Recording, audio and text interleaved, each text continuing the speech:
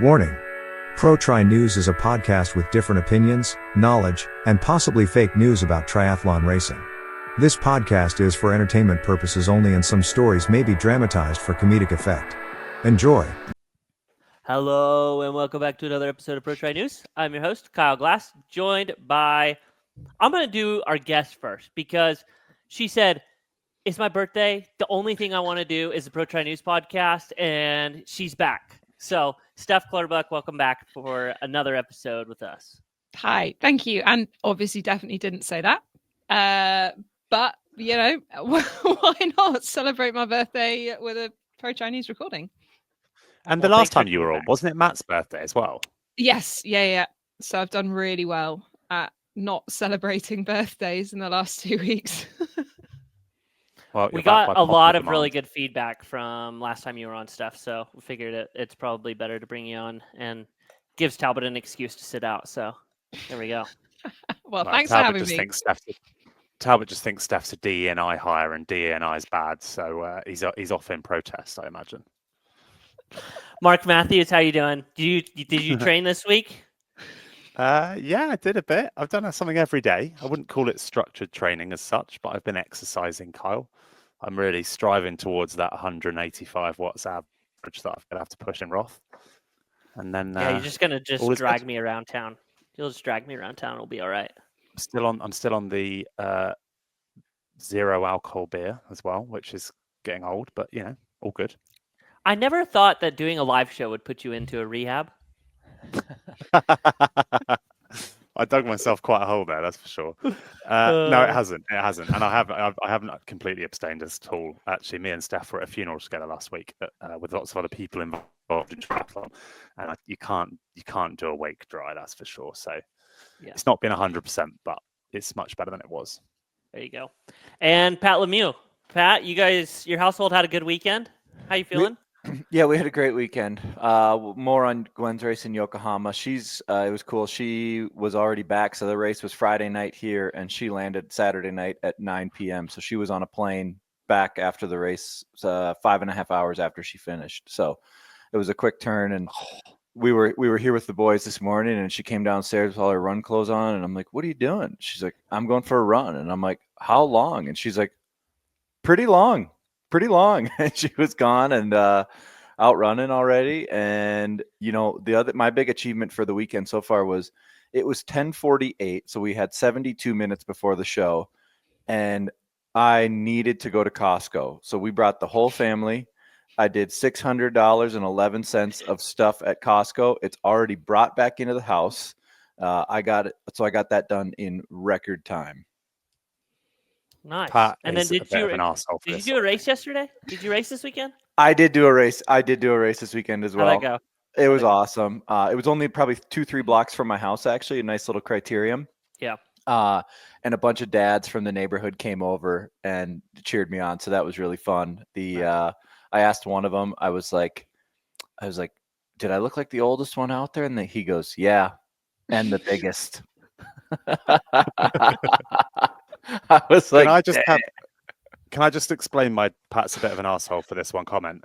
Because when me and Kat went to stay with Pat and Gwen, Pat would like look after the kids, go do massive shops, make breakfast, lunch, dinner, elaborate meals and stuff like that.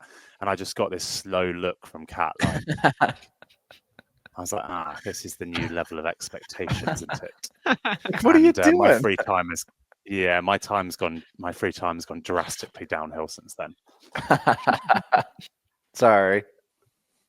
I'll just give a quick update. I'm back to training. Last weekend was super humbling for me and proved that you actually do have to train for some of these races. You can complete them, but to save yourself some embarrassment, you need to actually like put your face to the brimstone and go for it. So back to full on training.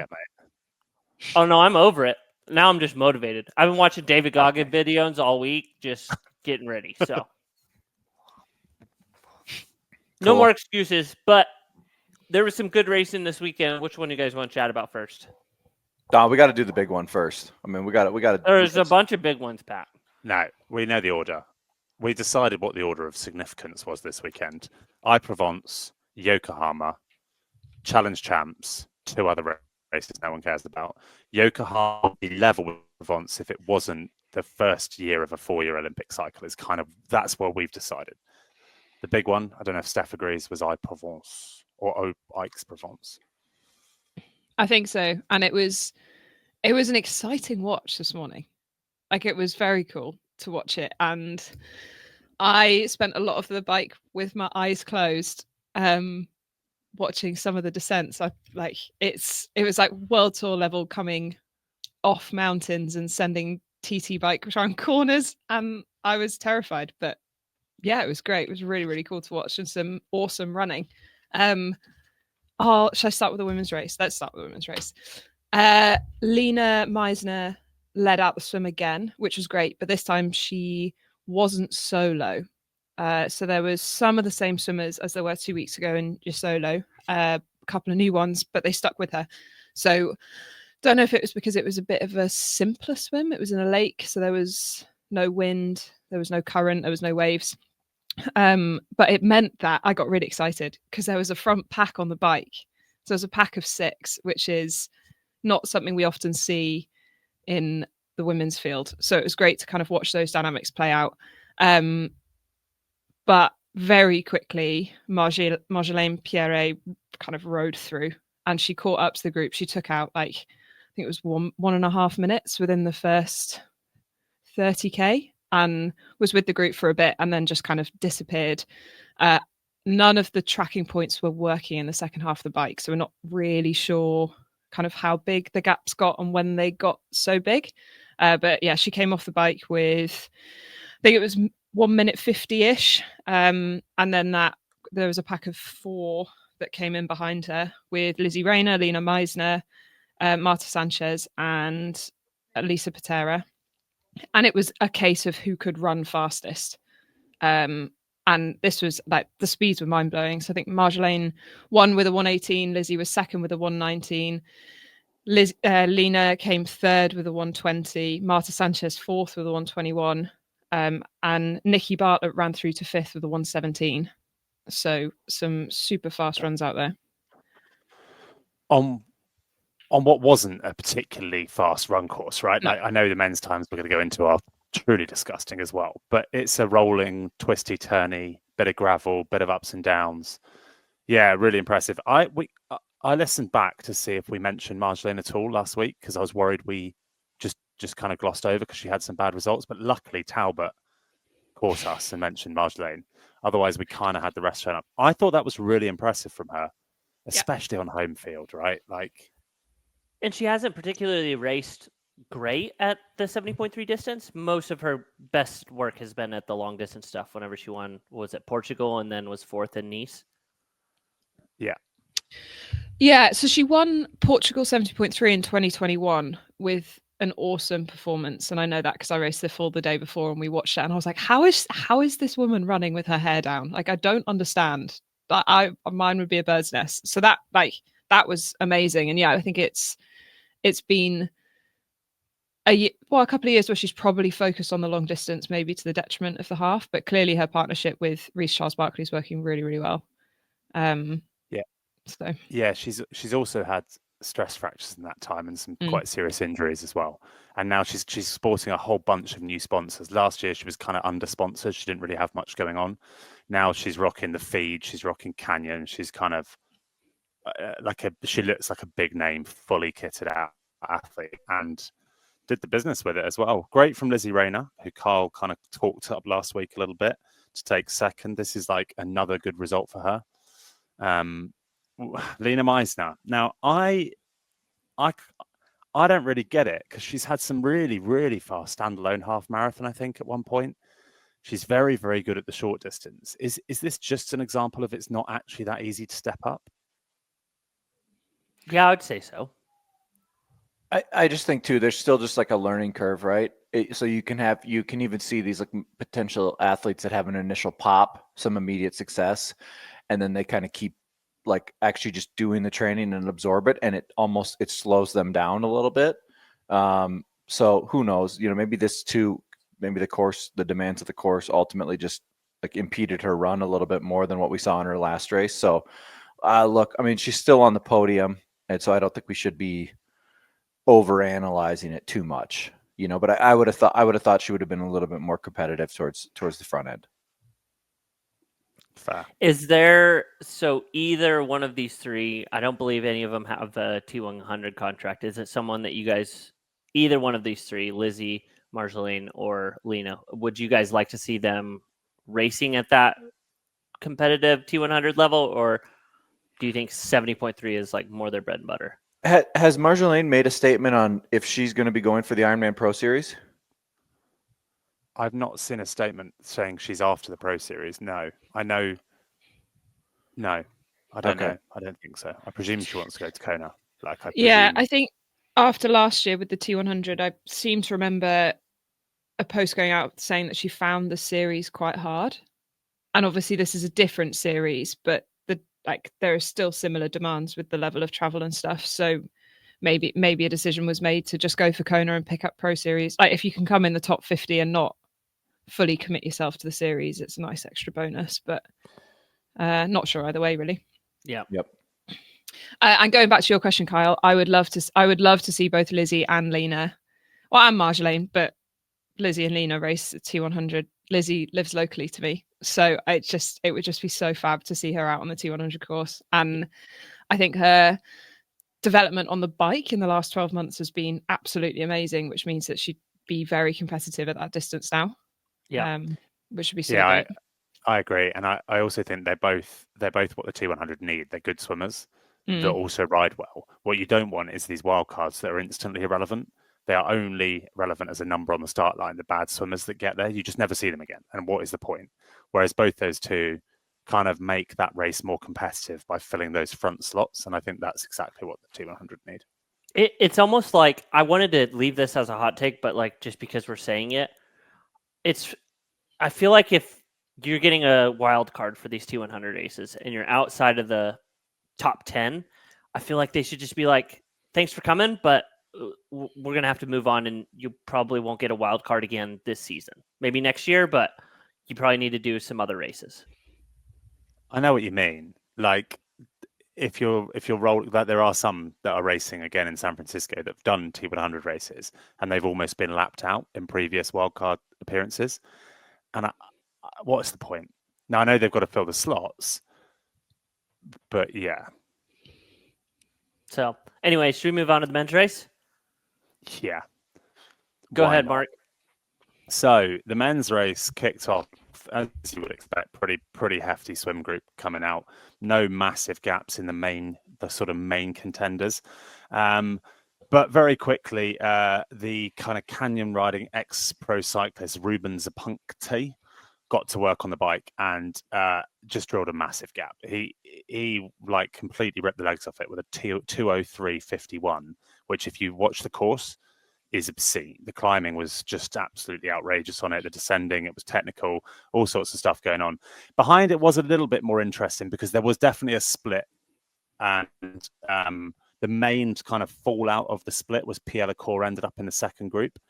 Christian Blumenfeld kind of surfed that front group with some other big names like Simon Vane, who went on to be really good towards the end. We'll get to. Sam Dickinson was in there. Jonas Schomburg was in that group and some others, but and Casper was in there. The big losers straight away were Gustav Eden and Pierre Lecour. Gustav was down out the swim, down off the bike. He was just out the race, unfortunately. But Christian never really attacked anything, kind of sat in and surfed the wheels. Ruben Zapunkte, we kind of know can't run with them, so he sort of played his Hail Mary. But he came off the bike with over 2 minutes, which on Christian Blumenfeld is disgusting. But anyway, they then got to work running. Now, Simon Vienne, who's a French guy, not many people have heard of.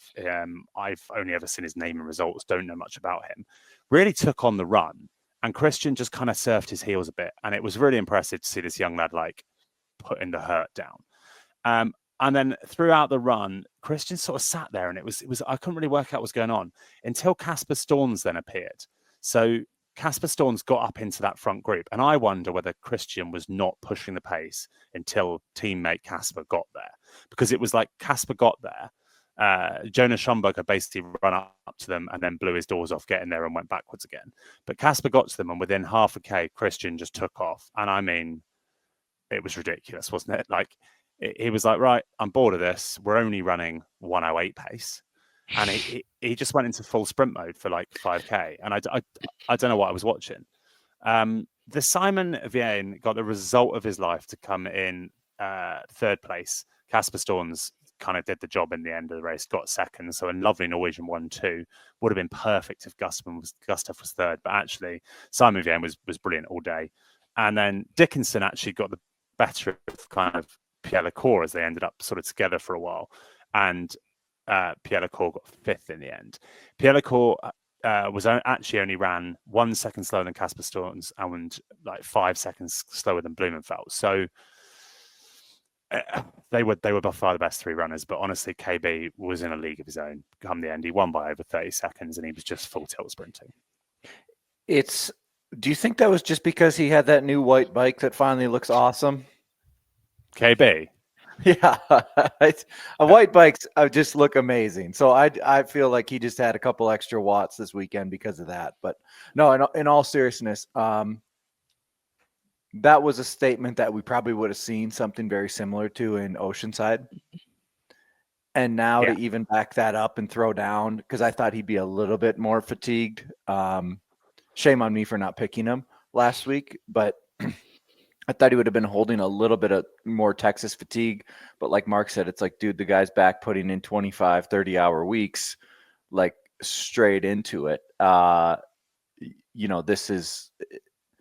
He's on some mighty fine form. And then obviously the big turn for me too was even Casper Storms, right? He had a miserable Oceanside. He had for coming off Oceanside, he had a fantastic Ironman Texas. And then he goes and puts in this amazing 70.3 in Aix Provence. So it's like really, really impressive. You said there, shame on me for not picking him. And the listeners often call us this. We do have to try and pick other people now and again. Like it's not much fun if you always just pick Taylor Knibb and Christian Blumenfeld every week. So Pierre Lecour was a really valid shout. He actually looked like he might run them down. He got really close before the wheels fell off a bit. But Christian is just the best in the world male triathlete right now. I think that's just a fact. You think Christian listened to last week's episode and he was like, Lionel Sanders is a 70.3 GOAT? Watch this, guy. I think that, I mean, we've got a couple years of seeing Christian at this level still. And, the other people that want to race against him and compete against him got to show up. And I think he made a statement for 70.3 Worlds. He made a statement for the Ironman Pro Series. Obviously 3 weeks ago, he made a statement for the Ironman for Nice. So he's demonstrating some insane class and a ton of versatility. So are you guys excited for his next race? I don't even know what it is. WTCS Algera. Is he really doing that? Yeah. Going back to draft. The guy legal. is mental. I don't understand. I don't get it. I mean, what did he get it? The last time he raced Cagliari, wasn't he 10th? I mean, he's struggled to really have this level of dominance in short course. But it'll be amazing to see. I mean, I don't remember the last time, I guess the last time was him doing it whenever he won St. George, won the Olympics, and won 70.3 Worlds all in a span of a year. And the Ironman and the WTCS World title. Wow.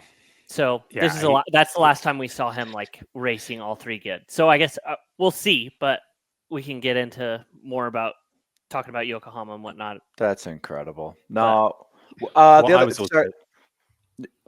was really glad about this because I recalled at the start of the year and the end of last year, Christian Blumenfeld would score the perfect score in the Ironman series. So now he's got an Ironman and a 70.3. We just need him to win Frankfurt, win Kona, win Marbella. Easy. Freaking nuts. Easy. Dude. Freaking nuts. I think the big thing for me was looking at this race visually, having a really high level Ironman Pro Series 70.3. This seemed to be a really successful venue. We saw the pictures or the photos from the Pro Panel press conference. I think that this was a really nice event that they should, I don't know the age group numbers, but I hope that they bring it back.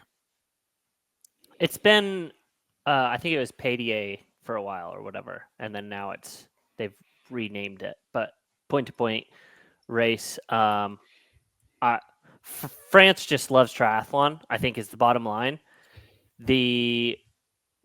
I would say the biggest thing that we'll see next time racing in France would be obviously the Tour de France coming up this summer, but then the T100 race in the French Riviera, and having that with a WTCS race, that will probably be, I would say, the pinnacle of triathlon within France, besides Nice. So, just going back to the race as a pro series, and I think it's something that I'm going to come up against with these amazing courses like Lake Placid as well. The broadcast was not great because the cameras just kept cutting out, and I presume that's because they didn't have signal to send images back. And likewise, the timing mats, there was just none after 30k on the bike, so you're kind of, like, as a viewer, you're watching it blind. Yep. Yeah, fair. I did think though, when they got to the run, it was really good. The Yeah. guys threading through, but the bike cut out quite a bit, and the timing mats is hard because then the broadcasters didn't have the up-to-date kind of time, so they were guessing. But then the run, though it looked carnage for Marjolaine, and when they were trying to film Marjolaine on her last lap and the age groupers were out threading through, that was carnage. But I thought it was, I agree, the location is a problem. It was better than previous broadcasts we've had in a way. I think I like the commentary balance there was better as well. And we had split screen. When the camera was working on the bike, there was men and women's race being shown all at once, which was great. Which is, that's definitely the answer for them, isn't it? There was a few incidents with cars on the course. I think Ruben was gesticulating to the camera at one point because a car had pulled out of a road and was like driving in front of him on the course, and it clearly wasn't like a race official car. And then there was some other moments with like cars coming the other way, and you've got motorbikes filming. It's like motorbikes are in the left lane filming the cyclists in the right lane, and you've got oncoming traffic on the other side. And I mean, I don't know what the situation was, but as like I was uncomfortable watching it.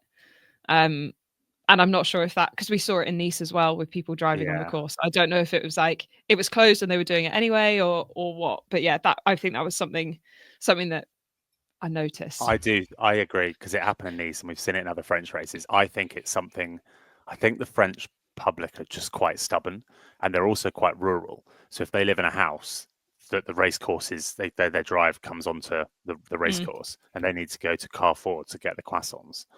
They are turning left and they are off to pick up their escargot croissants and some Chateau Neuf, and that's it. And then they head home. Oh, and a baguette. So there was also a video I saw, I think it was Sarah Svensk, that was like pointing out to the French female athlete. I think it was her first pro race. It was the one that she was trying to get in to Geelong, I think, and had to race the age group race. I'm not even going to try and say her name. But anyways, Sarah Svensk was like, you can't pull in there. You can't pull in there, because she was like basically trying to slot in on the hills.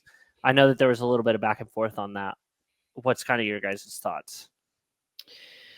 I mean, she was like, kind of, you look at the rules, she was slotting into a gap that wasn't 12 meters. They were also going like 10k an hour, so there's no draft. Yeah. So I think this is kind of where it's like, what are the rules? Like, we don't want everyone climbing as a group, but I don't really know. Yeah, Steph's kind of right to be vague about it, I think, because Sarah's absolutely within her rights to say it. She's completely correct. Good for her, but let's not focus on problems that small. Getting a little bit close on the hills, you kind of want a bit of discretion. It just is a good clip for Ironman. Let's not pretend that's a real issue, I would say. Whereas there was a clip of the men's race when it was two lines of them riding side by side, and I think it was a line of men overtaking a line of men, if that makes sense. But it just looked like Yeah. they were out on a group ride, and I don't know if there are any penalties given. Because you look at it, you count with a stopwatch. Well, they don't give Based on the penalties rules, out. it They don't should give be. penalties out in Europe, so it's all good. But I think it's one of those things. It's part of it's not even part of fair racing, but it's part of safe racing on courses like this where the roads are quite narrow. Yeah. You want everyone to be in a single line. You don't want people riding shoulder to shoulder because it can cause an accident. So yeah, I didn't see any cards. I think there was a ref there, so I presume they would have done if it was drafting. But that's I think more of a standout than someone maybe slotting in on a hill. Yeah. I think Carl's Overall, probably right.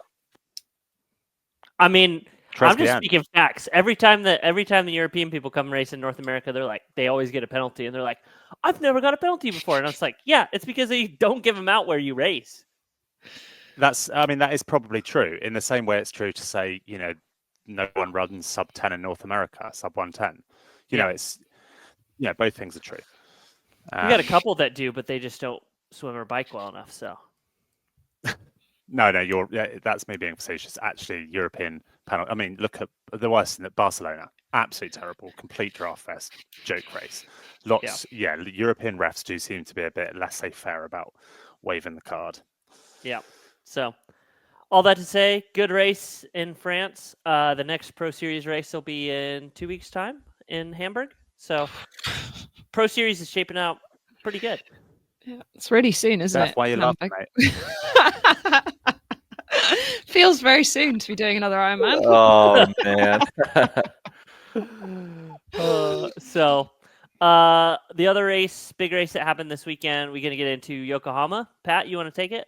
I'll lead it out. So this was the first Olympic distance race of the World Triathlon Championship Series calendar in Yokohama, which is a venue they've been using for, the better part of 15, 16 years. So this race, historically, it's a coin flip on if it's dry or if it's wet. So it was insanely wet the last time I was there in 23. Last year they had a dry year.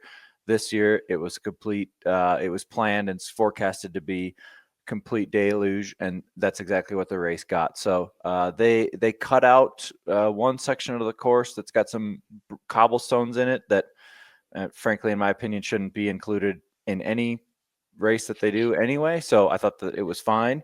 Let's start with the women's race. So I think it was a borderline for a wetsuit, non-wetsuit swim. I think the air temperature they had posted at 19.8 and the water temperature was at 20.2. So pretty chilly swim.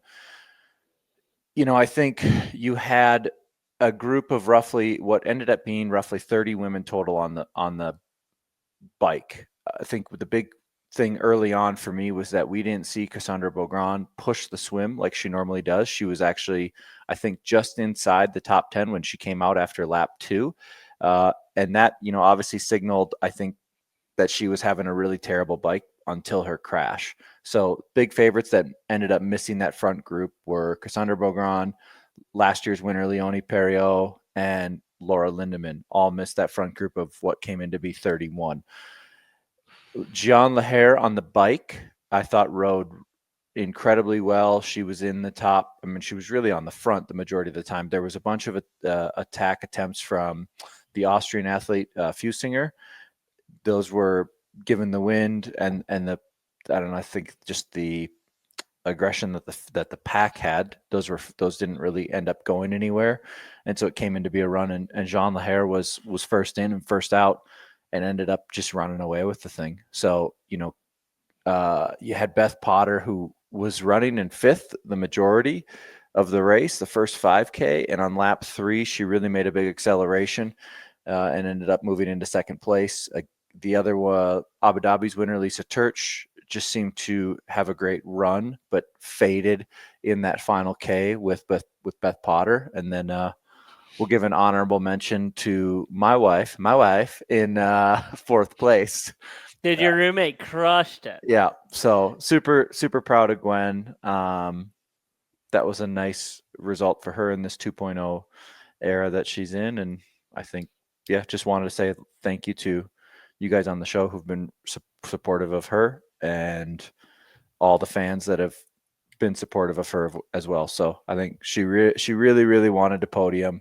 I felt like she's getting a lot closer. So Did she think that did Gwen say whether there was a point in the race that she felt like she made a mistake that cost her that podium? No, because even if she had a bad, her T2 wasn't great, but if you actually just look at the time splits, there was still quite a bit of daylight between her and Lisa Turch. Mm-hmm. So to think that, I think it ended up being like 10 seconds. I don't really want to play that game. So I think no, that's just kind of where it ended up. So yeah, and that's her best result of the WTCS race since the comeback. Yeah, for sure. Yep, she had a 6th place before that, but I think for a race that was this stacked, Mm-hmm. I mean, everyone was there. So yeah, it was a nice result for her. So yeah. she'll go to the next World Series. We've got another Olympic distance World Series here on the 31st of May on the island of Sardinia again, but in a different location. It's not in Cagliari anymore. It's north of there in Allegro. Is that how they say it? Is that the pronunciation? Algero, maybe? Something. I don't know. Yeah. The big thing for me, so correct me if I'm wrong, but this is a huge win for Jean Lahair for a couple of reasons. Number one, I believe she left the French Federation because they were kind of mistreating her and not really treating her how she felt like she should be with high performance. So she left and went to compete for Luxembourg. Is that right? Do I get that story right? I don't know the extent of why she left, but I would presume that you're pretty close. And then last year, obviously she's like French heritage. She crashed out in the Olympics. Is that right? And then obviously had a tough rest of the season and obviously super emotional doing that in the Olympics. And then for her to come away and have a huge win and get her first WTCS win, that's definitely something to celebrate. Yep. Yeah. No, absolutely. She was super, super dominant. So I think, she made a big statement. She's had she's had quite a few top 5 performances, but I think this was also her first podium as well. Oh, wow. Yeah. So she's been up there in the mix. So yeah, really, really great result for her. I mean, obviously when you outrun the likes of, Beth Potter and Lisa Turch, you've been putting in some serious work. So yeah, it was a big statement. And then remind me, is Lisa still leading the series? Yep. Yeah. Okay. Cool. I mean, my big takeaway from there is I think whenever me or Pat refer to our other half, it should always be as my wife. My wife. You can't miss a Borat reference. No, I'm sorry. I'm sorry. That was just a tick. It just came. Yeah, I'm with you. Pat, you want to also take the men's race? Yeah, I'll take the men's race. So men's race ended up being much the same. I think Miguel Hidalgo ultimately needs to pay this. I don't know how to pronounce his first name. Alois Knabel, gentleman from Austria. So there was a group of roughly 12 or 13 out of the swim. It had the likes of Matt Hauser, Leo Berger, Dorian Konings, Vasco Valaca. That group was really Mark DeVay let it out though, right? I don't know who actually let it out. Yeah. I'm just saying when they were riding together, the 13 of them. So those were the favorites, right? Yep. And Leo Berger was doing a ton of work, riding really smooth. But you had this chase group of roughly 6 or 7 that was at one point 30 seconds behind, that was taking 4 seconds out, 5 seconds out, 6 seconds out per lap. And it had this, every time I'd gone the front, it had this Austrian dude that was just ripping turns. Even Tyler Maslachuk was in that group. But the big one I saw that he was towing around was Miguel Hidalgo.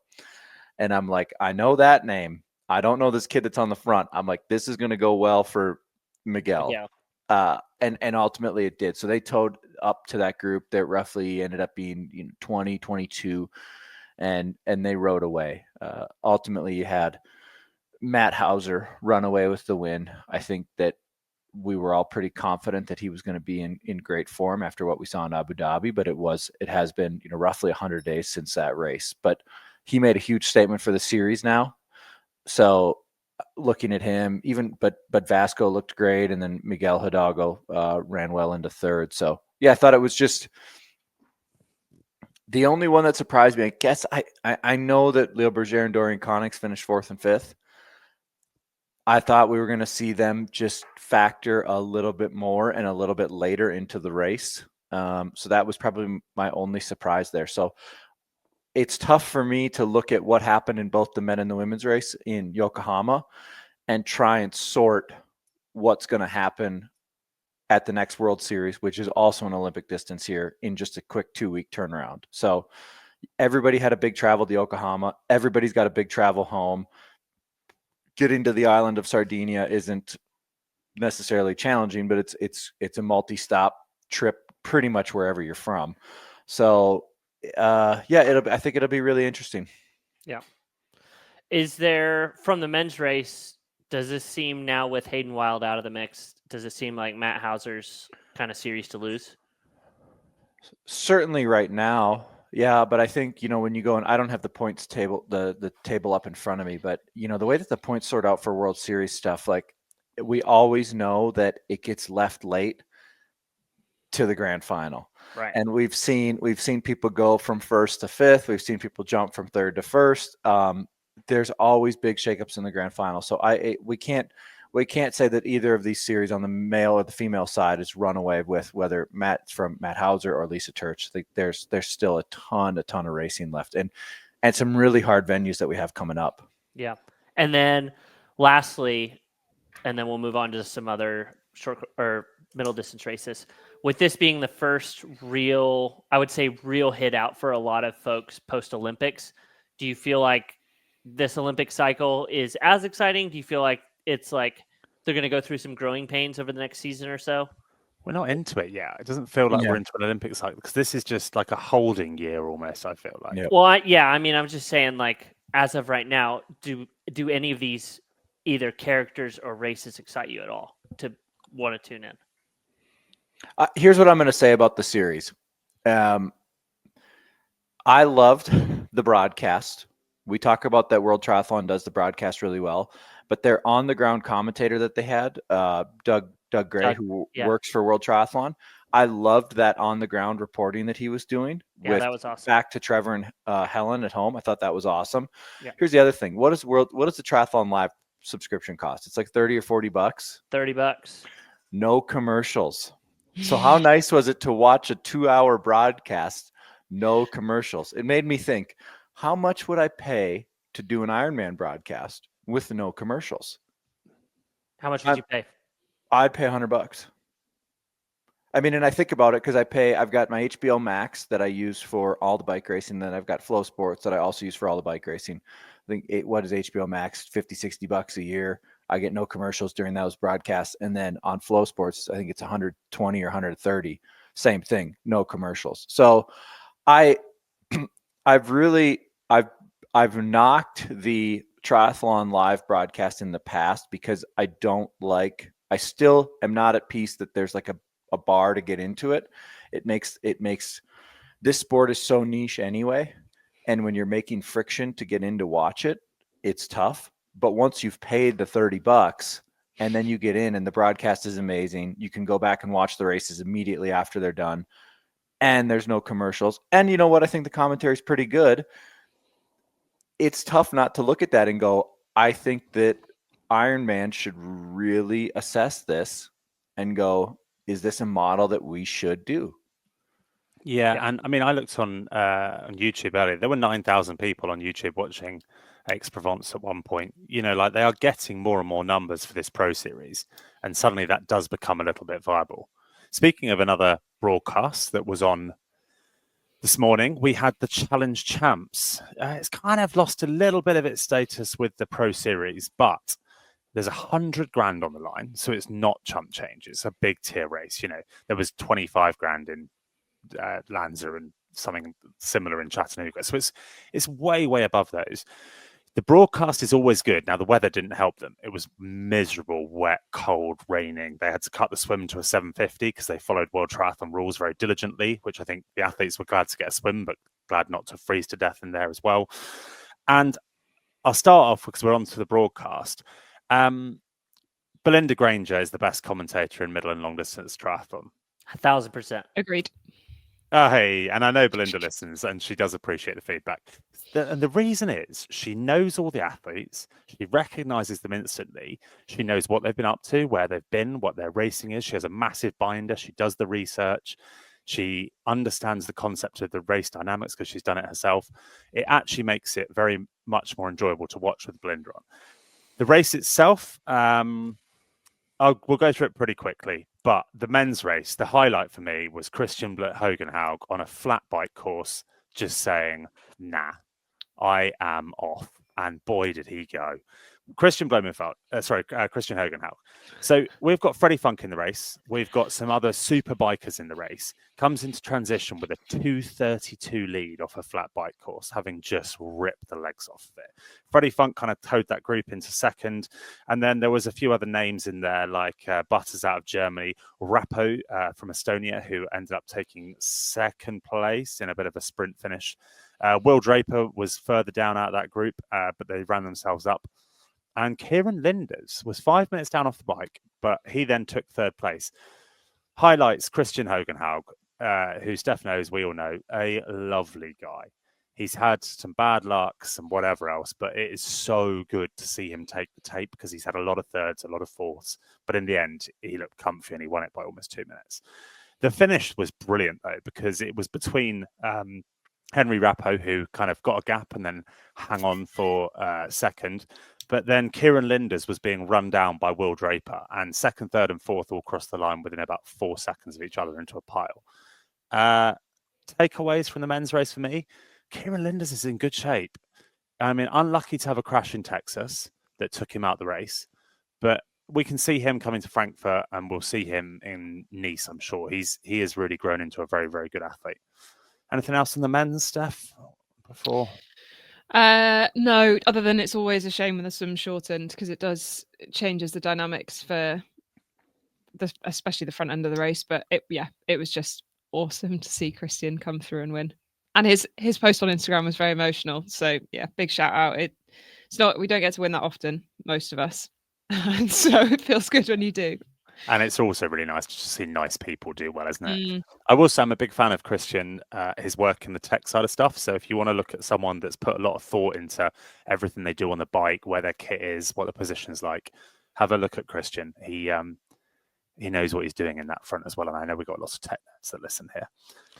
Also, Richard Varga, that was his last race. So he's retiring after that race. So. And that's on home soil for Richard Varga. That's his home country. And he is a legend of our sport. He hasn't had as many wins in triathlon. He's had a lot of aquathlon wins, hasn't he? Yeah. He's been world champion there many, many times. He was traditionally the lead out man for the Brownlees in the swim when they really started to rip up World Series races, and then he did a fast swim. Yep. And he's also another top bloke. So congrats on a good career to Varga. Big time. The women's race was a bit more, I would say, kind of slightly more unpredictable. Again, quite small gaps out the swim because it's just what you expect in a 750 meter swim. Daisy Davies out of the UK. Do you want to take this, Steph? Did you watch this, the women's side? I did tune into it. Go for it. And you've made notes. Steph's actually made notes, by the way, people, on a pad. Show us your notes, Steph. Show us our notes. I've got my notepad. Wow. Notes in it. Yeah. Right, you do the women's race. Sorry. Okay, great. Thanks. So Daisy led out the swim, which she has. She is starting to really show her class as a swimmer. So she's kind of frequently at the front of these fields as she's coming out of the water. And Hannah DeVette was with her. So they set off on the bike together, but there were changes. So Chloe Sparrow was there and was working hard, and the weather was appalling. Again, much like Yokohama, which is why the swim was shortened. So there was kind of constant lead changes. And if you're following on the Challenge Family live stream, it was kind of hard to tell who'd come into the front and who had not come into the front because it seemed to change around so often. But coming off the bike, Hannah DeVette and Daisy were together, and Daisy took off and was running really, really, really fast with Hannah following. And then third and fourth off the bike were Anastasia Nilsson and Chloe Sparrow. Chloe's had a really tough time with injury, so it was great to see her back racing. And then further down the course, we had Elisabetta Curadori and Alanis Siffer. And it was a bit of a surprise seeing Alanis further back. I thought the same. Yeah, we've seen her race incredibly well and go toe to toe with Ash Gentle at races last year. So yeah, coming off bat, she probably hasn't had the start to the year that she'd have liked. She has just had a big lot of travel coming over, so maybe that's kind of playing into it a little bit. China. From China, yeah. But on the run was changing between Daisy and Hannah pretty much constantly. So going into the final lap, I think Hannah had like a 10-second lead to Daisy, and dug in hard, and ended up crossing the line first, which I'm a huge Hannah fan. She won the race that I got my first podium at around this time last year, and obviously she's had a horrendous couple of weeks with Hayden's crash. She's Hayden's partner, if anyone doesn't follow them on social media. So for her to kind of come back and deliver that sort of performance after the emotional turmoil they've had, I think is absolutely amazing. And it's her first race of the season because she's studying. So she had exams and stuff to do. And then this was the first time that she could race. So that was great. Daisy held on for second, and Anastasia Nilsson ran really well for third. Fourth was Elisabetta Curadori, who did run through. She is an excellent runner, so was able to pull back some of the time that she was off on the bike. And then fifth place was Alana Siffert. Nice. Do you know who Hannah's coach is, Steph?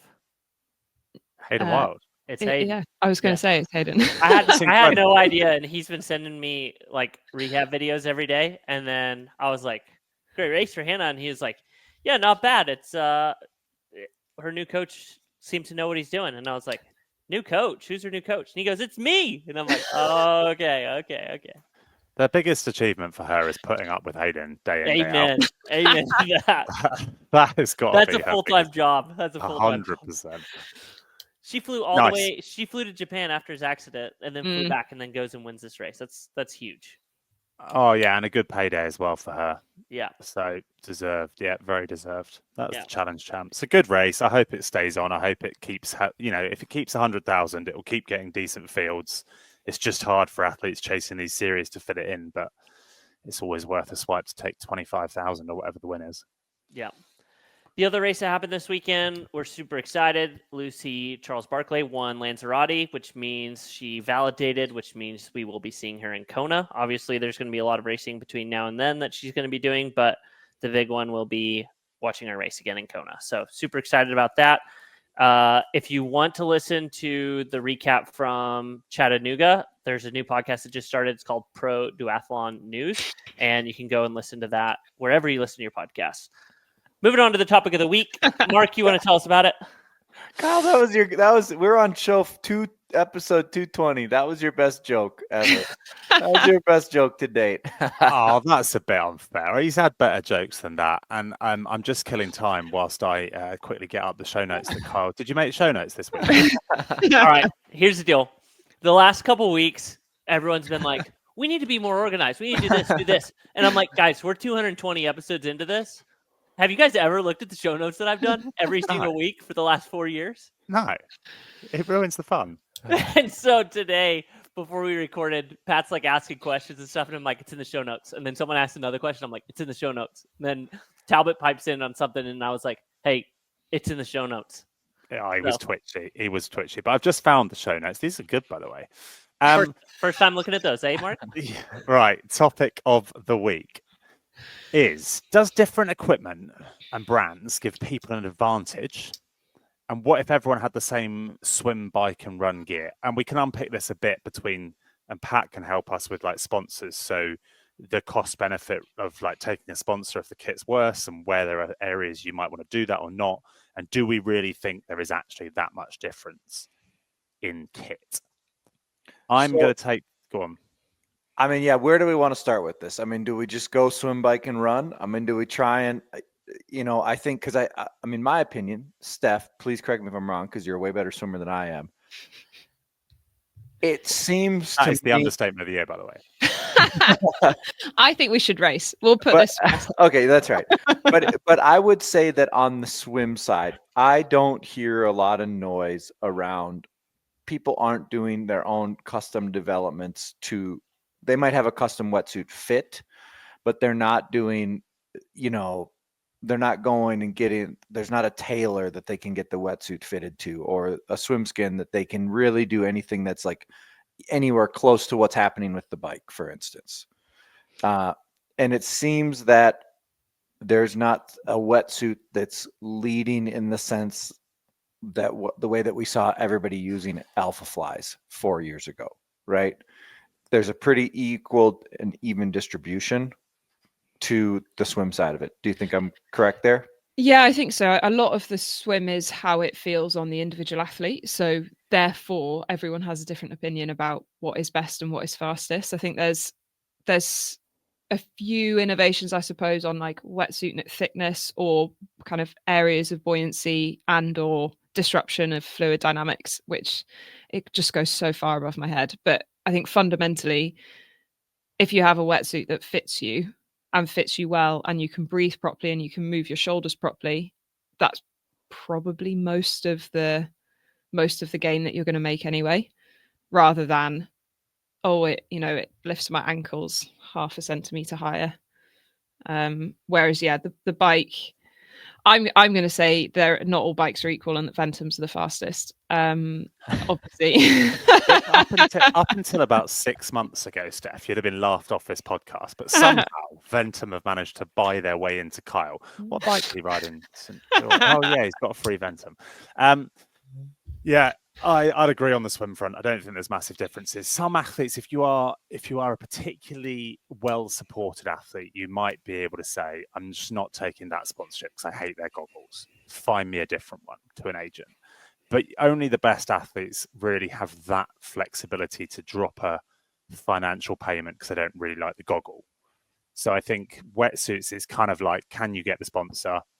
Is it a good wetsuit? Is it one of the big brands? Is it a Blue 7T? Is it something? You should still definitely try them. So the pros will try several. Yeah. We went through this early in the year. So Pat is obviously a very good agent, and we had 5 or 6 different brands of wetsuits sent. And then, like Steph says, I don't necessarily believe there's a huge generic speed difference, but there is for that individual. So if you have flexibility to choose, it could be an advantage, I would say. Yeah, and I would say that part of that too, and this will segue into the bike then, is with swimming, there's not a great mechanism to test for the speed variation between the brands, right? But I think if you're as good a swimmer as someone like Steph, she can get in the pool, and if I told Steph to swim 20 by 100 at 118 off 130, she would come in within a second every time, every rep, without thinking about it. But if Steph can then put a wetsuit on, she can test that, because her swimming won't change. Whereas if you're a worse swimmer and you variate between those times, it's quite hard to know whether it was the suit or not. But I think a good swimmer can actually get to the bottom of it quite quickly. But Steph, say that we did this, right? Your decision, does it ultimately come down to feel? For me, it's a couple of things. So I have worn slow wetsuits, and I know that, and I can't necessarily tell you why they're slow, whether it's like they're loose around the neck or they're actually too tight. So it's a conversation that I have had with Debor, who are my swim partner, but I don't wear a women's fit because I've got quite a wide rib cage. So for me, it was slower to wear a tighter suit because I literally couldn't breathe. So I wear a men's suit or a men's fit in their new 4.0 so that I can expand my ribs and it's slightly bigger. So again, it all comes down to the fit and how the fit then works with the body position in the water, and then how the wetsuit accentuates that. So like, I could get in and tell you, yes, this wetsuit's slower than this one. But if I was more comfortable in the slower wetsuit over a 3.8K distance, I'd probably end up wearing it because my energy, I would be much more energy efficient being comfortable than uncomfortable. All right. So, I mean, the big one is the bike. And this is and everything around the bike. It's the helmet, it's the skin suit, it's the bike, it's the tires, it's the group set, everything. I'll start off. I don't think there is a massive difference in speed between frames in terms of aerodynamics, frame sets. They are all pretty fast now because they kind of maxed out that area while sticking within the dimensions, and the margins we're talking are really quite small. They do exist, and if you can go to the very top end and you can pick whatever bike you want, great. I think the real advancements come in things like position and fit, most importantly, helmet and skin suit. Now, all three of those, I think, massively are dependent on your access. So finance, sponsorship options, and time and willingness to invest. Because getting the right fit and the right aerodynamics actually is really expensive if you haven't got a big brand paying for you to do wind tunnel testing, etc. Like, you can't just say, oh, why haven't they gone to the wind tunnel? Because actually, a lot of triathletes don't have $2,000 to drop. Like they just don't. Steph, have you ever done wind tunnel? Nope, never been. Right. And why not? Because I can't afford it. Like, a great example, right? I mean, That's not to knock it. Yeah, no, and I mean, most of the tunnels, the going rate is $900 to $1,200 an hour. 100%. Yeah, it's crazy expensive. So these athletes you see doing it all the time, someone like Magnus, like he has quite good access to a track and he has friends and stuff that help him. But someone that hits the wind tunnel all the time, they probably have written into their contracts support from the brand to pay for X amount of wind tunnel hours, and their kit sponsor might have some of that money coming in. Their bike might have some of that. The wheels might sponsor them too. So like, that's how they get around that. So that's a big one, and I do think that makes a huge difference. But and I think it's again one of these things. The better you get, it's kind of easy to stay good because you have access to stuff like that. Yep, and then I think ultimately, then how are the pro athlete side is using it? I mean, they're. I don't want to single people out, but I think we can think of a couple really high tier 1 athletes that we've talked about on this show that, in my opinion, are compromising on a piece or two of equipment in lieu of dollars given to them, right? And I think then we can also think of some athletes that have given up sponsorship to ensure that they're on what they want to be on as far as equipment. So I think that's one that I don't want to name names, but that's something, if you've got an eye for it like we do, you will notice that. Let's get, like, for instance, I imagine Liv and Giant offered a certain amount of money to have their athletes on their tires as well. And if you look at Giant athletes, you don't see Giant tires being used. And I would suggest that is a decision for performance. Yeah. Same thing with their helmet. A helmet is a huge one. So helmet is one of those spaces where you kind of want to keep clear if possible, because the technology changes so frequently and it's so individual to what helmet will work for you.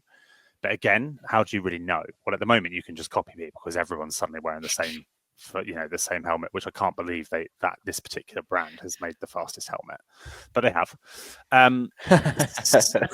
That's a Rudy project if you're into helmets right now. Thank you, Kyle. Yeah. They pulled that out of their ass. No one understands how, because they've had shit helmets for about 20 years. That's one that, again, can you afford to keep it clear? Then yes, you keep that space clear and you wear it, and that's a real advantage. Things like skin suits, I think, has been the real one for the last 2 years in athletes. How much advantage is it? Well, with some, I mean, I'm just pulling numbers out. I mean, it really depends. It's athlete dependent. But I mean, we've heard some numbers upwards of 10 watts across across these tests that they've seen. So I think we saw that, actually, because we obviously took the windsuits in, and we took them, it was a tailored windsuit and stuff, and we tried them against some other brands. I won't just name them for the sake of bashing on them, but the biggest we saw was about 9 watts at 45k an hour, which is an awful lot for a small female. When you think the numbers they actually have to push for an Ironman, that's 9 watts is not an insignificant amount of power. So the skin suits is massive. Yeah. Yep. I also feel that with the skin suits, we still have that conversation around fit, because if it's too big, it's slow. So it could be a super fast suit, but if it doesn't fit you right, it doesn't actually matter, because it's wrinkled and is therefore actually just slowing you down. Because again, I think we've seen athletes wear suits that are too big. Well, they're coming out the swim and they're baggy, and it's like, that's lost watts. But there's also athletes like, obviously Kat now works with a time trial specialist, trying to make them realize that you have to be able to stand up and run in the fucking thing. Like, Yeah. Yes. you know, like Yeah. if you watch a time trialist, I bet if you watched Alex Dowsett get into his world hour record suit, I He's bet like, he could barely stand up straight. In there. You're Yeah. like holding it. Yeah. And you've got to say Fusion have done a bit of good marketing. They've got a few of the good right athletes, but there are a lot of Fusion suits kicking around on people that aren't sponsored by Fusion Yeah. at the moment. They're just not fun colors. This is the... Fucking boring. I'm so bored of seeing a black-legged, white-topped athlete with the exact same design. They're all on the same factory team.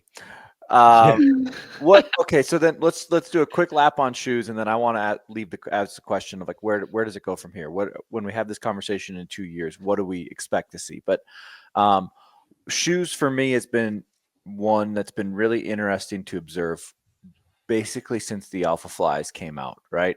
Because you had a huge group of people that were using those shoes when it was all that was available for the carbon shoes. Now everyone seems to have caught up. And past Nike. Yeah, but not only just caught up. I feel like everyone is past Nike in the carbon shoe game. Yeah. And now there's been this reports that there's a new shoe out that's been incredibly fast. And if you're looking at running, you can see what team's been using it. My question is like, when does that flip over again? And when does Nike decide to come out and really change the game again? Because they have the finances to do it. Can we just do a lap on? So I think it's fair to say, Pat, that meaningful financial sponsorship from shoe companies is almost the hardest thing to get. Yep. So you can get 10 grand for a bike, right? Or you can get 100 grand for a bike if you're laid low or whatever. But actually getting meaningful cash out of shoe sponsors is really hard. So it means like a lot of athletes just choose their own shoes. So lots and lots and lots of pros, a big percentage don't have shoe sponsors. Those that do is then an interesting question, because actually very, very few triathletes will have multiple shoe companies offering them good money. So then you don't know who are the ones sponsored by shoe companies that are doing it because they think it's the fastest shoe, or who are the ones taking cash. And that's the one I don't think you can learn very much about the fastest shoe from triathlon, maybe. I think it's also course dependent. Like it depends on what the surfaces of the course. If there's gravel or if it's on a golf course, is different than if it's just on a pavement or on blacktop. I just think what we're seeing, the shoe game, there still seems to be a lot of one-upsman stuff going on. And I don't think that we're done seeing that yet, because if you're looking at the sport of running, they're still really pushing the limits and really trying to create an evolution there. So I think that the next 5 years for shoes are still going to be really crazy. You think we're still in the shoe race? We've been talking about this pretty much since the beginning. Since we started the pod, yeah. Because you guys kind of started it when they really kicked off. Yeah. And it was a huge thing. And that was like multiple percentage advantage. We are now into the real nitpicking advantage, I would say. Right. But I think, it's like, it's not a secret. Lionel hasn't had a shoe sponsor for 5 years, and it's allowed him to, when the Alpha Flies were the fastest, he went and bought the Alpha Flies. When he now thinks the Asics are the fastest, he just buys the Asics. And it gives him a level of confidence to just know, hey, look, the run is what I'm really the best at and how I win these races. And when I get to put these shoes on, which I believe are the fastest for this running style, now I get to dominate, right? And I think the athletes that choose to have that freedom really like it and are continuing to be curious and look around and try other brands. Steph was smiling there because the way you were saying, and he'll just go and buy those, and then he'll buy those. And Steph was thinking, fuck, I wish I had that Lululemon contract. Oh, yeah. I wear Lululemon literally all the time. So, would you guys, is there like a top three that you would say right now for running? Is it Asics, Hoka, On? Or do you think it's bigger? You think it's bigger than that? Still, I don't believe that we know. I actually think this is. It's just like the bikes, but we don't give it enough credit in that every shoe suits a very specific foot strike and a very specific way of running. And therefore, if you put everyone on a start line with exactly the same wetsuit, exactly the same bike, and exactly the same trainers, it still wouldn't be an equal playing field, because each of those things would suit one athlete better than another. So So I've tested some carbon shoes, and it was the same brand, 3 different styles within the same brand, and I had a 4-minute marathon difference in time at the same oxygen consumption and heart rate. As in the speed I was running was like it would have given, which is huge. Like that Massive. is a considerable difference, and it was the Yeah. same brand. I think I'll finish my part on this with like, I do think that the athletes that invest in this time and effort, because that's what it comes down to. Some have access, and access comes through sponsors and money and how you can work with them, but it's money. But it's the people that invest the time in this kind of thing. It's that great phrase of, you're not getting lucky, because the more effort and time you put into something, the better you get at it. And it's no surprise that Magnus Ditlev has also done what Steph's talking about. He's done all the shoots, he's done all the bike testing, he's done all the kit testing, and lo and behold, he's one of the very best in the world. And you can look across. Laura Phillip has done the same. She's really good at the testing side of stuff. Kat does a lot of it. Like Lucy Charles does loads of it. You don't get lucky, and I think for an age group is listening, you can learn an awful lot about what you should be doing from looking at the right pros and just honestly just copying. Yeah. Yeah, it's true. I mean, Not hard. they did all the work. Yeah. Yeah, and just copy the bike positions as well as they change. Yep. We got some amazing hot takes here. Let me just mention, we got 2 races coming up this weekend. Both of them are going to be available on the tracker. You can watch them. 70.3 Kraichgau, 70.3 Shanghai. So check them out on the trackers. There's no live stream. So there is a bunch of hot takes. What we'll do is we'll just each pick one that you guys want to hit out. We'll talk about it, and then we'll save the rest for later because we got a bunch. I'll go first. What does Sam Laidlow do now? What do you mean by that? He was scheduled to race Lanza. He was on the start list for Lanza, and he's not. And he is scheduled to race Roth in 7 weeks. Oh. 7 weeks from today. What is? Let's reverse backwards. So he had to do this. He still has to validate. Yeah. He just has to do one. Yep. But now the clock's ticking on this. So presumably now he would just, if you were Sam, what Ironman? I mean, there's still going to be a bunch of Ironmans that he could go validate at. But now for me, when I see this, he was supposed to race on May 17th. The clock's ticking now, I think.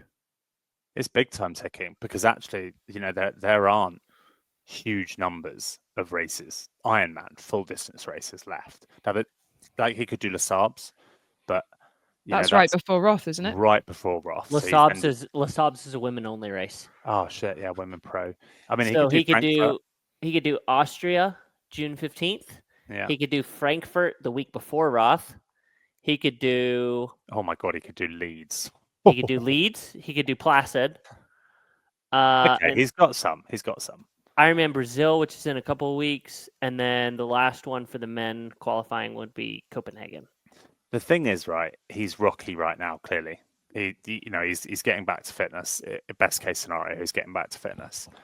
He said he's had some good training, but if you're a bit rocky, an Ironman hits your legs bad, and if you're carrying a bit of injuries, a bit of niggles, and you're going to do Roth, it makes this year start to get a little bit stressful for Laidlow. Yep. Yeah, there's no two ways about it. The silver lining, I would say, for him is he didn't really commit to doing the Pro Series. He didn't really commit to doing any of those races. The big one that he did obviously commit for was Roth, and then obviously I'm sure he wants to race and defend his title from Nice. So he's still got time. I mean, if you're an athlete like Sam Laidlow that has multi thousands of dollars, hundreds of thousands of dollars in deals, you kind of don't really need to race. You just need to get there. He's also very young. Yeah. So if he has a bad year, it's not like it's one of his last. But I'm interested to see what he comes out with. I'll take one then. Okay. Whoever submitted this. Tubeless tires aren't working for the pros. Should they start using tubes? Fuck off. No. Like, absolutely not. Like, I'm such a convert to tubeless. I think people forget how many punctures we used to see. People punctured all the time. We've actually had a few really good years of tubeless, and people just forgot that punctures happen. Punctures used to like ruin 1 in 5 races for people. You know, we used to see Langer changing tubes by the road in Frankfurt. We've seen it all the time. Tubeless, we still have, even now when we've had a bit of a spate of them, way less punctures than we used to have. The rolling resistance is better. The comfort is better. The chance of it fixing. You don't know how many punctures have sealed themselves. That's exactly what I was going to say. I punctured in Texas during the race, and I only know because I heard the sealant come, but then it's sealed and I was fine. Yeah, exactly. Like, you just don't know. In Nice. And we didn't know until there was glue on the frame at the end. Like, people don't realize how well they work. And I think if you're having problems with them at home, I get that there's a bit of a setup problem. Like if you can't do it yourself. They're better. They're faster. They seal better. Good sealant, good tires. We are having way less punctures than we used to. It's not tubeless. And as an age grouper, Mark, that is illiterate with bikes. Yes. Can't you just take it to a bike shop that you trust and have them do it for you? Absolutely. The problem with that is you need to get the sealant topped up. They don't fly particularly well. One thing I would definitely recommend, and someone said this to me, I hate tubeless because I have to redo it every time I fly. If you put the bike on a plane with 50 psi on the tires, they will not explode and blow off the rims and spray glue everywhere. So don't let your tires all the way down, no matter what the airport says. Just drop them to 50 psi, fly with them like that. Another thing to avoid using is gas to pump them up because it freezes the sealant. So avoid using gas in it. Don't let them down below 50 psi. Get the sealant changed every 3 months or 6 months or however much riding you want to do. Give it a shake. Oh, and the last one, put fuckloads of sealant in. Excuse me, I'm trying not to swear this episode, but that's the second time now. Put loads of sealant in. Don't be with this 30 mil for road tires. Put 80 mil in. It makes no difference. That's my advice on tubeless. Or you could be like the guy in Texas that had sealant coming out of his tires.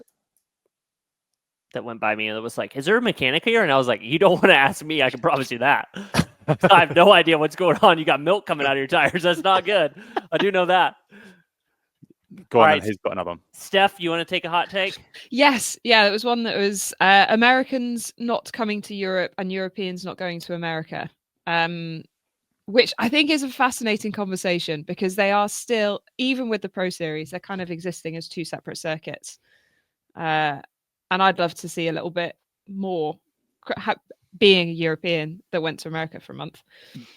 This just goes back to kind of what we talked about on a few shows ago of having like, I thought they should still designate like 4 races as something like a super series within it, right? Like just give Ironman Texas a little bit more importance because it has become a really important race on the calendar. Yeah, but this is nonsense. The 3-time reigning Texas champion is a Brit.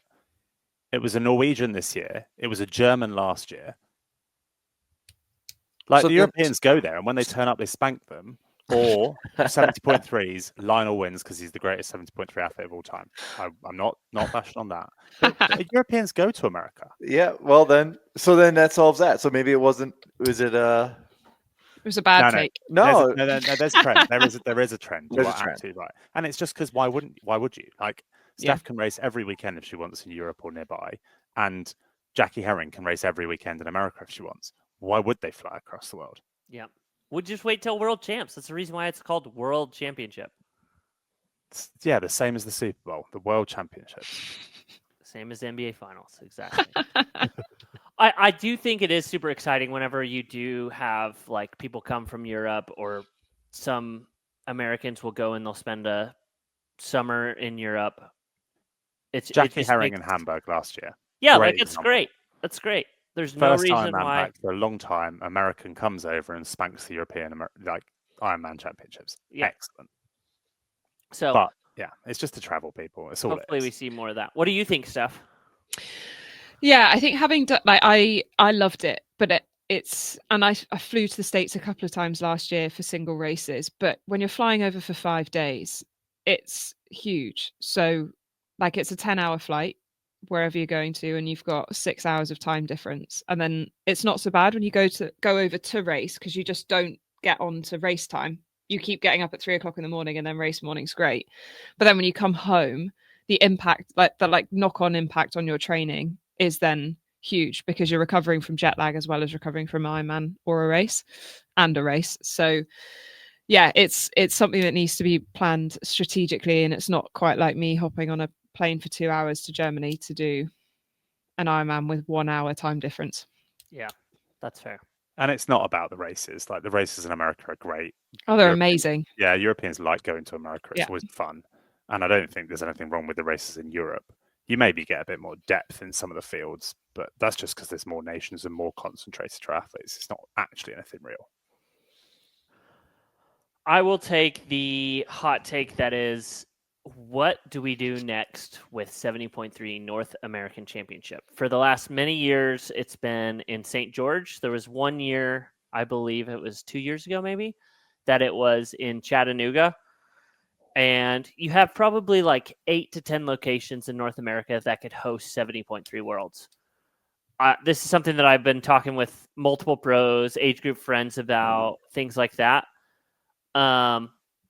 I personally, like off the top of your head, 2 races that could definitely host North American champs would be Mont Tremblant, just because it's hosted at 70.3 Worlds, and Chattanooga because it's hosted North American champs and also 70.3 Worlds. The issue you have with both those races have been affected by some sort of natural disaster, whether it's Chattanooga with the hurricane last year or this year with the stream moving way too fast for them to even conduct a safe swim, and then Mont Tremblant with the wildfires a few years back. Now, any race, you'll have to deal with that, but you also look at venues like 70.3 Boulder. That would be really cool, but in my opinion, to make it a North American Championship, you got to change the course. Like, you need to have the bike go up like Old Sage Road and then have the run finish on like Pearl Street and do point to point, similar to how they used to do the full Ironman. But you can go a little bit deeper of like cool venues that could host it would be maybe 70.3 Boise, 70.3 Coeur d'Alene. But then also there is the 70.3 in Michigan, which is really tough to get to, but really pretty race. 70.3 Muncie, which has won like Fucking hell, mate. most beautiful race. This is There's so many races. You are such a nerd. You guys are like, do you even need me for this? Oh my Kyle. Where do you guys want North American champs to be? He just Can you named finish the list? I was engaged. Dude, I'm just like, it's off the head. I've been talking That's about what's it all mad. week. It is off the head. Oh my So- god. Carl, just tell us where it should be. I want it to be in Boulder, and I want them to change the course and have them go up the Rockies and then finish on Pearl Street. Okay, Sold. done. I'm Scott. complete agreement. Yeah, Scott, sort it out. Right, there's some actual really good ones. I think we can fire through some quick ones. T100 should add an open elite contender series style races to their age group races with a $30,000 prize pot. Absolutely not No. a terrible idea. If you want to race for money, get a pro license and race pro. It's really easy. You get 5 Kellogg's cereal packets. You cut the little tokens off the back. You send them off. The USA will send you a pro license, and then you go race there.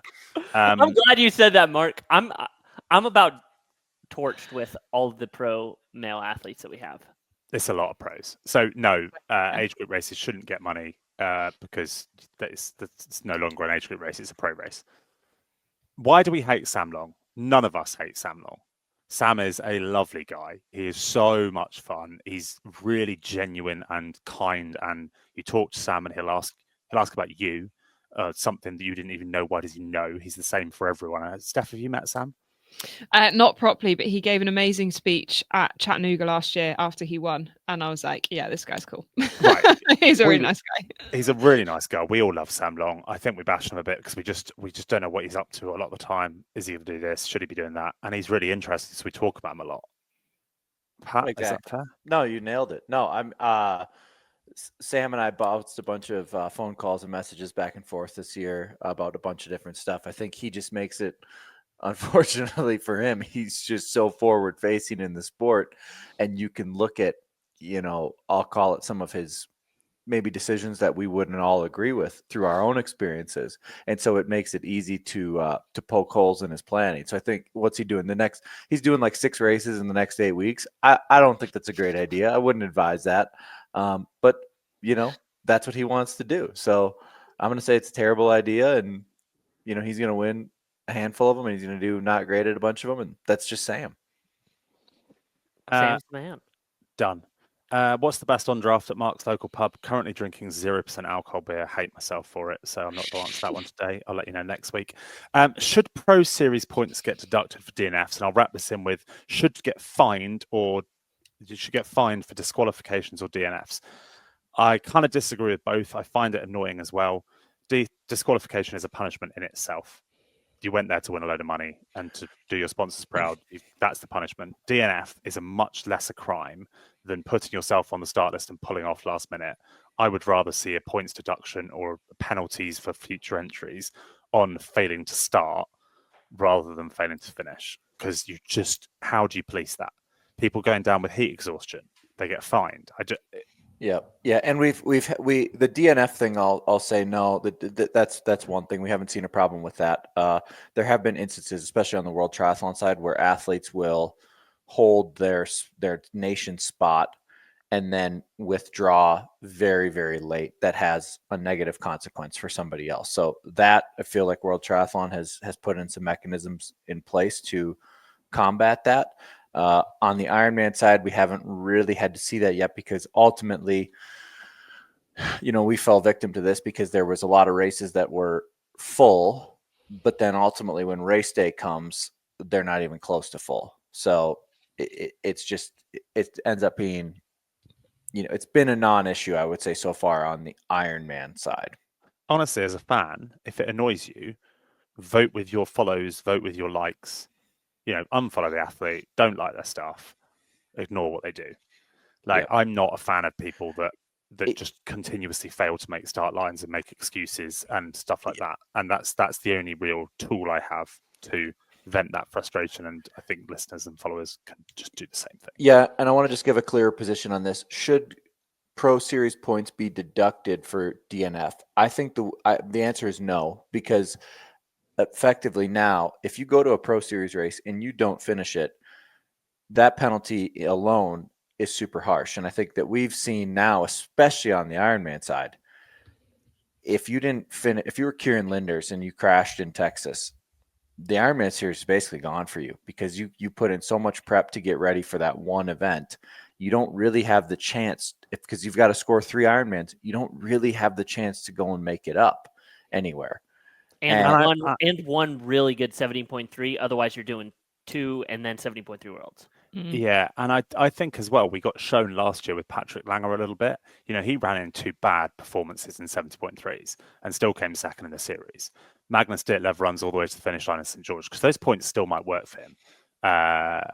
Christian Blumenfeld, Oceanside. These are guys running in 13 minutes down that Christian Blumenfeld can win that race easily. Yeah, that's a throwaway score though now for KB. It is now, but he still ran it in because he doesn't know what's going to come up. So I actually think the Pro Series in itself reduces the number of DNFs. Oh, Because what's the point in Christian Blumenfeld finishing 13 minutes down if he has no points on the line? But now he has that incentive. Yep. That's right. I'm done with hot takes. Beautiful. Well, if you're also done with hot takes, thank you for listening to yet another episode of Pro Tri News. We are super excited to be coming at you from the next live show, which will be at Ironman Cairns, featuring myself and some special guests. If you're also going to be around for Challenge Roth, that will be another great place for you to see us live. However, you can listen to us each and every week. We got a big weekend of racing coming up after this week. So thanks for tuning in. We'll see you next time.